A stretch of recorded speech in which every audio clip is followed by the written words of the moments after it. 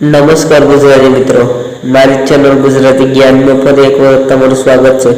મિત્રો, હું તમને આજે એવા 3 મનુષ્યો વિશે જણાવીશ જે રામાયણ સમયમાં રામ કરતાં પણ વધુ શક્તિશાળી હતા.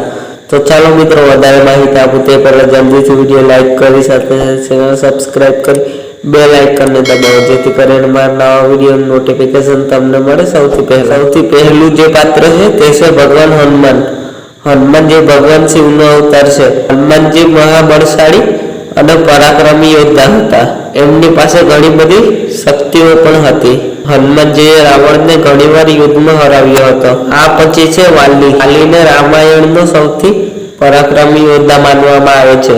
વાલીને ભગવાન શિવનું એવું વરદાન હતું, તેના કારણે જે યોદ્ધા વાલી સાથે યુદ્ધ કરે તેની અડધી શક્તિ વાલીને પ્રાપ્ત હતી. અંતે ત્રીજા નંબર ઉપર આવે છે રાવણ. રાવણ ખૂબ જ શક્તિશાળી હતો. તેને પણ ભગવાન શિવનું વરદાન પ્રાપ્ત થયું હતું, જેના લીધે એમની પાસે ઘણી બધી શક્તિ હતી. ભગવાન રામે પણ રાવણનો વધ કરવા માટે વિભીષણની મદદની જરૂર પડી હતી.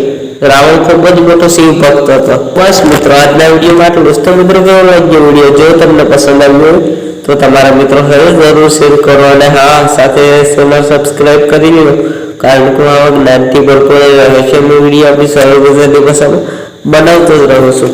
તમારો બહુમૂલ્ય સમય આપવા બદલ ખૂબ